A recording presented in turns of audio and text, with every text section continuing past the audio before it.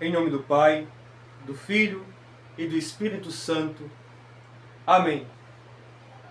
Chegamos ao primeiro domingo da Grande Quaresma. E que domingo abençoado, que domingo bendito, pois hoje não celebramos apenas o primeiro domingo da Grande Quaresma. Celebramos também a primeira e a segunda descoberta da cabeça do santo precursor São João Batista. E nós também estamos celebrando, neste domingo, a festa, o triunfo da ortodoxia sobre todas as heresias de todos os tempos. Pois bem, vamos explicar cada parte da festa de hoje, do que hoje nós celebramos. Primeiramente, devemos entender o Santo Evangelho do dia de hoje. No Evangelho de hoje, quando o Senhor estava indo para a Galileia, ele encontra Filipe e diz: segue-me. Imediatamente, Filipe, que nos conta o Evangelho, que era da mesma cidade de André e de Pedro, passou a segui-lo. Nós vemos que, quando se fala cidade aqui, nós não devemos pensar numa cidade como nós temos hoje, Caruaru, numa grande metrópole como São Paulo, um local muito grande. Naquela época, uma cidade seria mesmo que um bairrozinho, né, uma aldeiazinha. Então, todas as pessoas se conheciam. Então, certamente, Filipe era conhecido de Santo André e de São Pedro.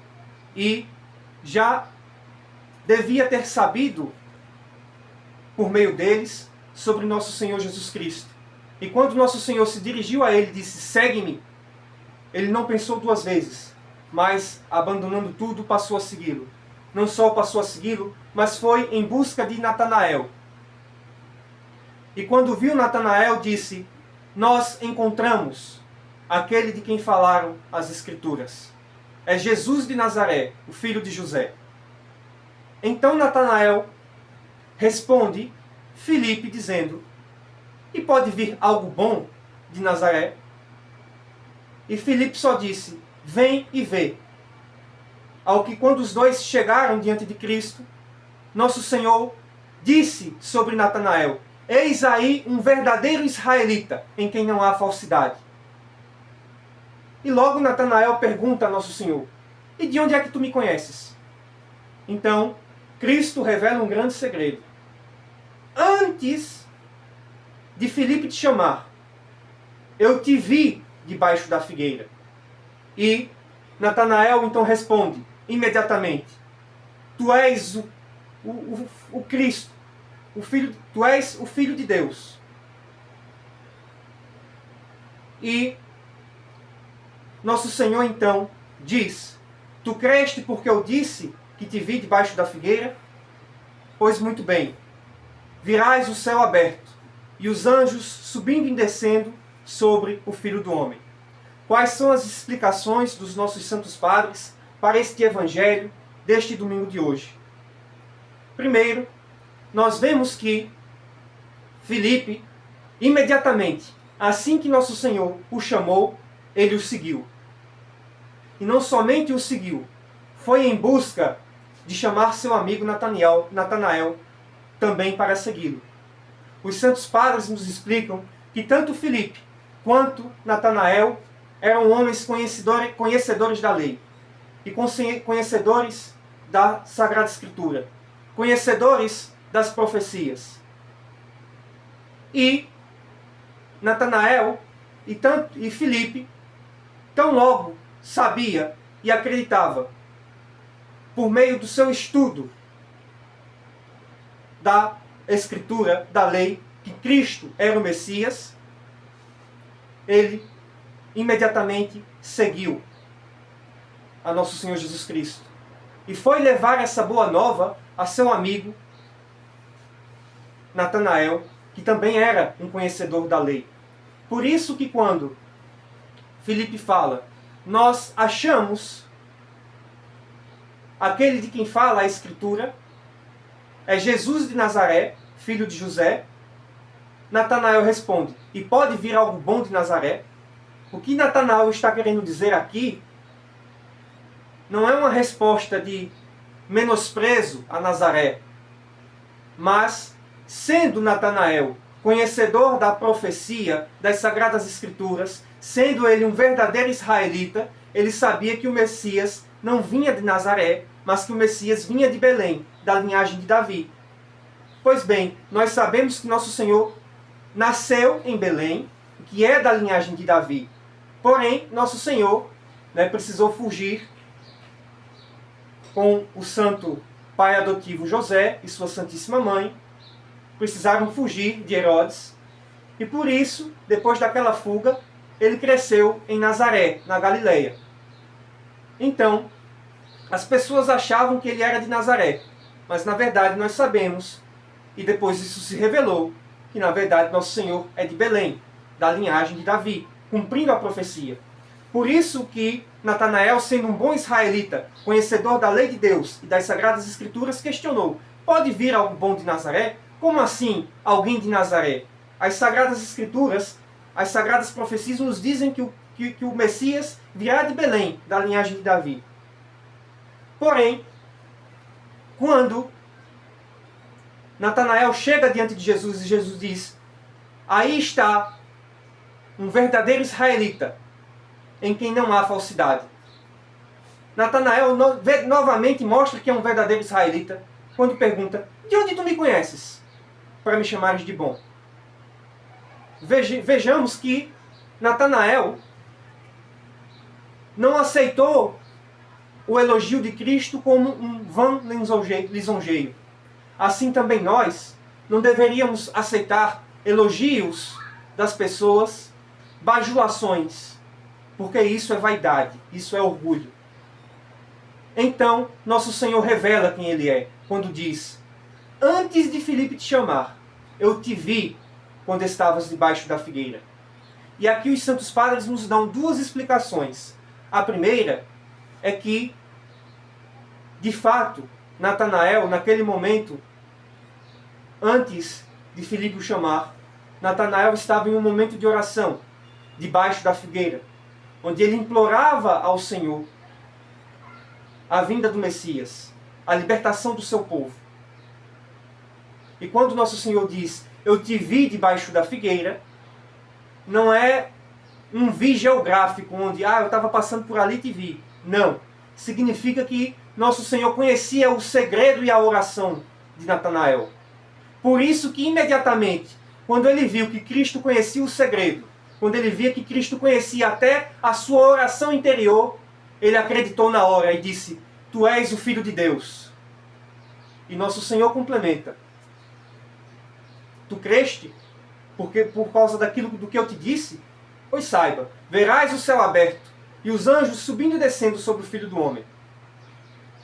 Os Santos Padres também nos explicam duas coisas: que a figueira significa a antiga lei de Moisés e dos profetas, o Antigo Testamento, que Natanael simboliza todos os justos do Antigo Testamento, que aguardavam o Senhor debaixo da lei, debaixo da antiga aliança, e que nosso Senhor é o cumprimento da antiga aliança, é a nova aliança, é o Messias, o Filho de Deus vivo.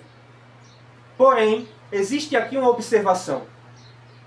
Natanael, que se simboliza todos os justos do Antigo Testamento neste Evangelho, que estava debaixo da lei, ou seja, debaixo da figueira, pois quando Adão e Eva, nossos primeiros pais, perderam a comunhão com Deus e saíram do jardim, eles, que estavam nus, se vestiram com as folhas da figueira. Isso simboliza a lei e os profetas, todo o Antigo Testamento, toda a antiga aliança.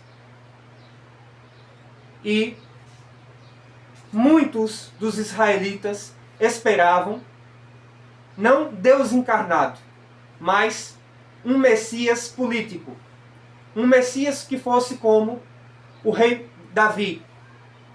Um Messias que fosse um rei, um monarca político, que expulsasse os romanos e que estabelecesse Israel e o judaísmo para toda a humanidade.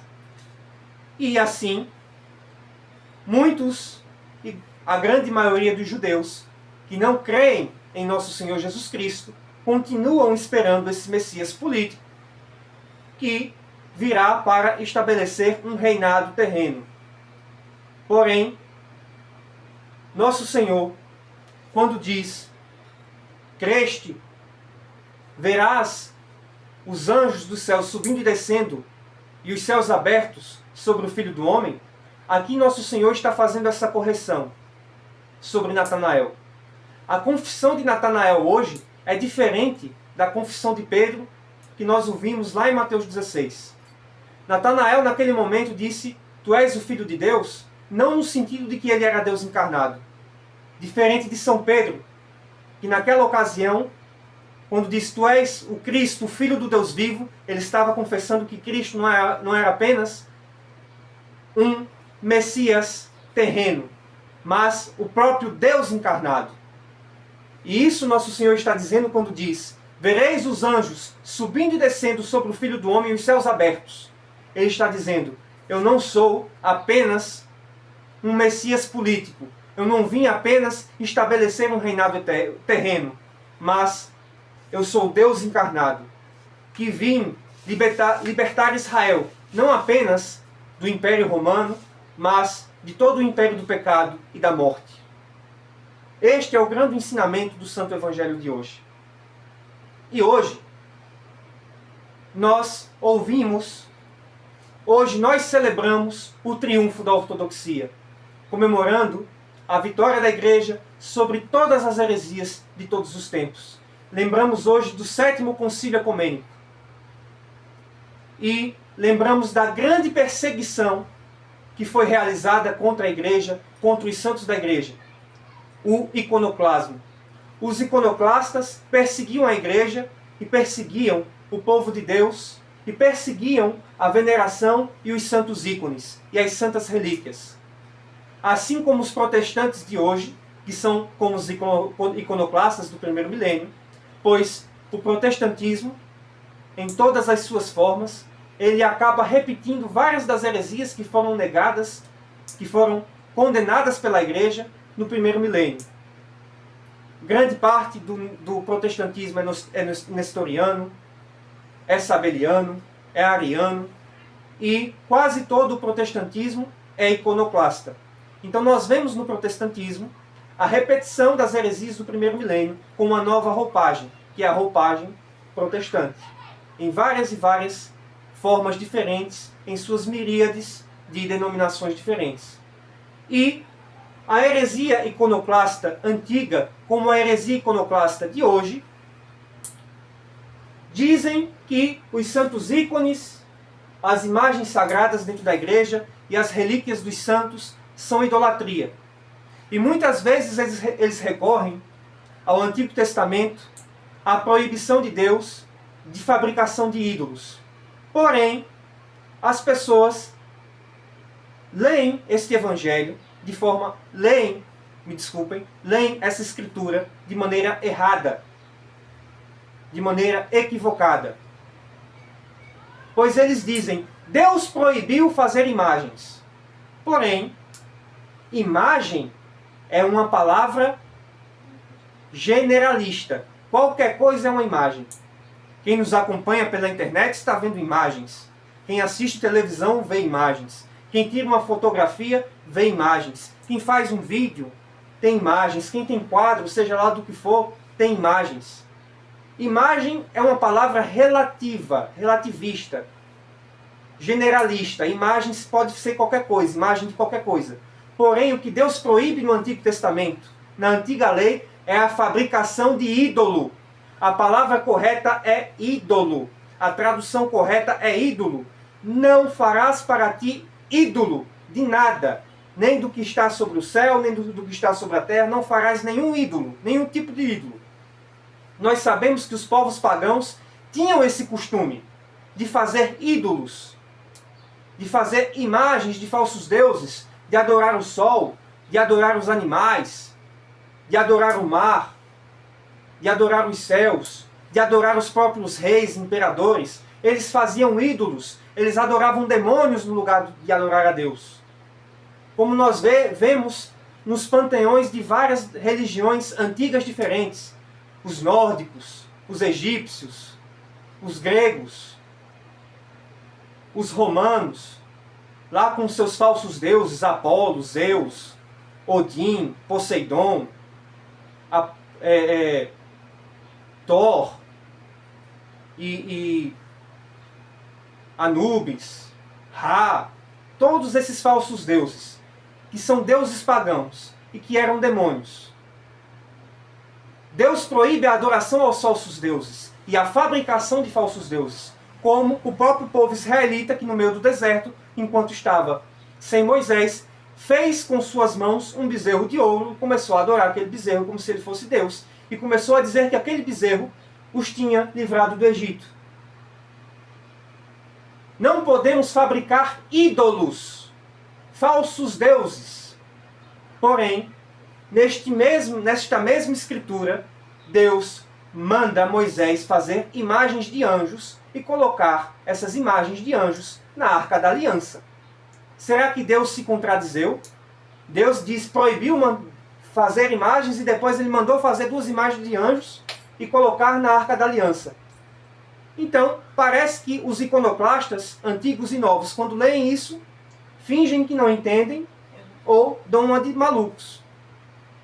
Pois o que Deus proibiu, como estou dizendo, foi a fabricação de ídolos. E logo depois ele manda fazer anjos, fabricar anjos, imagens de anjos, e colocar sobre a Arca da Aliança, onde o povo e Moisés adoravam a Deus. O próprio Deus mandou fazer imagens.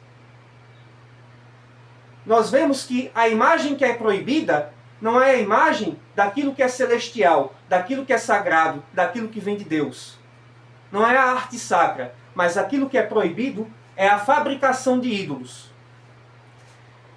E no Antigo Testamento não era possível representar a Deus em uma imagem, porque o Pai, o Filho e o Espírito Santo, como seres imateriais e incorpóreos, Deus, eles não tinham uma imagem visível e não podiam ser representados.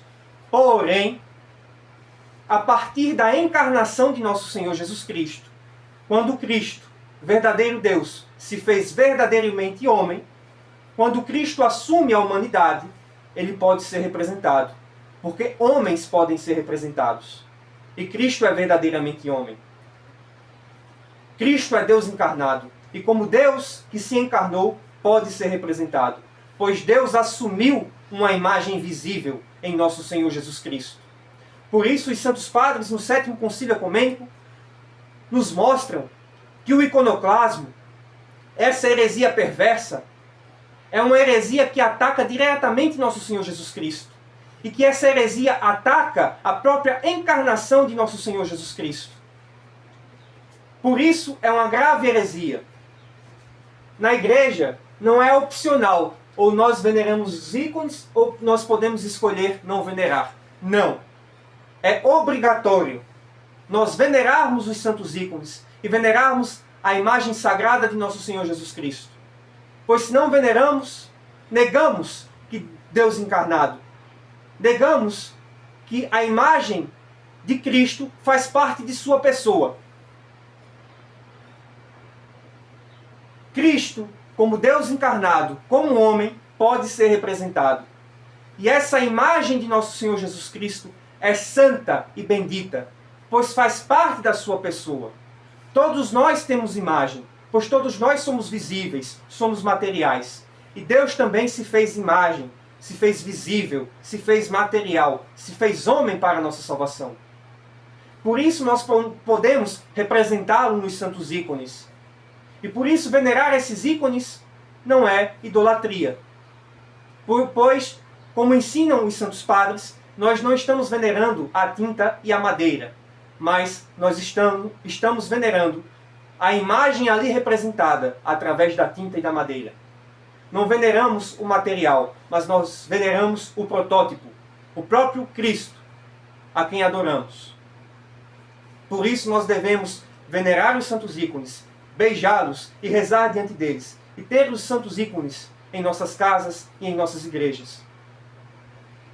Além disso, outros perguntam: ah, então Cristo eu entendo, mas por que fazer ícone dos santos então? Porque os santos são membros do corpo do qual Cristo é a cabeça. Os santos são ícones de Cristo. São membros do corpo de Cristo, a igreja. E podem e devem ser representados e venerados pelo seu exemplo de seguimento a nosso Senhor Jesus Cristo. Porque estão unidos a Cristo e intercedem por nós diante de Deus, como nossos amigos, como a nossa própria família. Além disso, os santos ícones são, como ensinam os santos padres, a Bíblia e o catecismo daqueles que não sabem ler. Quando nós vemos os santos ícones, nós estamos vendo a doutrina da igreja. Muitos ícones representam as passagens do próprio Evangelho. E nos ícones nós vemos a doutrina da igreja. Todo o simbolismo, tudo aquilo que está representado nos santos ícones, possui doutrina, possui teologia, possui ensinamento. A doutrina da igreja está preservada nos ícones. E quando nós vemos os ícones, muitas vezes nós somos catequizados pelo próprio ícone, que nos ensina os mistérios, que nos ensina a fé, que retrata o Evangelho, que retrata a vida dos santos que viveram por Deus. Além disso, é importante nós ressaltarmos uma coisa. Os iconoclastas, quantos e quantos assassinaram, mataram, martirizaram os santos de Deus que preservavam os santos ícones. Os santos padres nos ensinam que os ícones vêm dos santos apóstolos.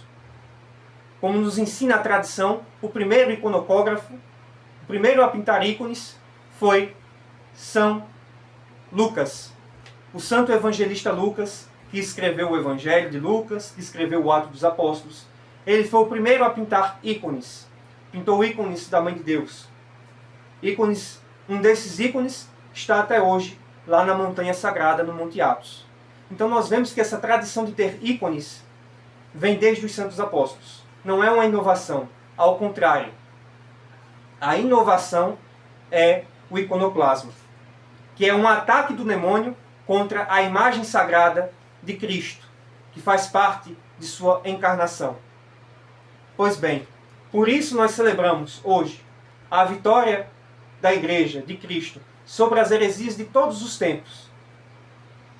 E, além disso, nós vemos que os iconoclastas perseguiam e matavam aqueles que tinham ícones. E essa perseguição durou muito tempo, até que a igreja pôde se reunir e proclamar o triunfo da ortodoxia. Nós vemos que todos aqueles que andam pelo demônio, que todos aqueles que andam na heresia, perseguem a igreja e matam os filhos de Deus. Em todos os tempos, em todas as épocas, sempre os hereges usaram de violência contra o povo de Deus, contra a igreja. É uma marca da heresia, da apostasia, do falso cristianismo, a perseguição e a violência. Que esses hereges fazem esta violência, justificando que é em nome de Deus, para purificar, para dar uma doutrina mais pura. E assim, cada herege de cada tempo perseguiu e matou o povo de Deus. Assim como os iconoclastas perseguiam e matavam o povo de Deus. Assim, todos os hereges de todos os tempos têm ódio mortal do cristianismo verdadeiro e perseguem. E realmente querem nos matar muitas vezes, e querem bater em nós, e querem nos silenciar, querem calar nossas bocas. Porque, como os servos do diabo, eles não suportam a doutrina ortodoxa. E muitos hereges de muitos tempos diferentes usaram da violência para propagar as suas doutrinas. Nós podemos citar, por exemplo, o papado, que infelizmente mostra as suas garras e sua real realidade quando, na União de Brest, ou no saque de Constantinopla, no martírio dos monges do Monte Athos, em tantas ocasiões, o papado perseguiu e matou cristãos ortodoxos por não se submeterem ao papado. E eles que dizem que são o verdadeiro catolicismo, mostraram ao longo da história várias vezes violência contra aqueles cristãos ortodoxos que não se submetiam à doutrina do papado. Assim também, todas as heresias de todos os tempos matam e perseguem com violência o povo de Deus, porque não se submetem às heresias. E os verdadeiros cristãos devem se afastar dessa falsa doutrina também, que é este proselitismo. Pois, diferente dos hereges que querem fazer com que os outros se convertam à força, por força do ódio, pela espada, pela perseguição, pelo boicote, pela censura, os verdadeiros cristãos não pregam a verdade censurando, perseguindo, matando. Mas os verdadeiros cristãos ensinam a verdade como Filipe, que simplesmente disse a Natanael: vem e vê. Vê que ele é o Cristo. Vê que esta é a igreja. Vê que esta é a doutrina deixada por Cristo, pelos santos apóstolos e preservada pelos santos padres. Não precisamos matar ninguém. Não precisamos perseguir ninguém. Não precisamos calar a boca de quem é herege. Nós só precisamos nos manter firmes e preservar com firmeza a verdade que nos foi ensinada por Deus e que está preservada na verdadeira igreja. Um cristão ortodoxo verdadeiro não é aquele que persegue, que na força do ódio quer silenciar os hereges e por meio do ódio quer fazer com que a ortodoxia cresça. Isso é heresia, isso é proselitismo, isso não vem de Deus. Quando nós falamos a verdade, quando nós pregamos a doutrina da igreja, nós não estamos perseguindo ninguém. Nós estamos apenas confessando verdadeiramente e garantindo que aqueles que estão conosco permaneçam nessa verdadeira confissão, que não se desviem para nenhuma heresia. Todas as vezes quando proclamamos os anátemas, como hoje, queremos proclamar os anátemas contra todas as heresias de todos os tempos, isto não é perseguição.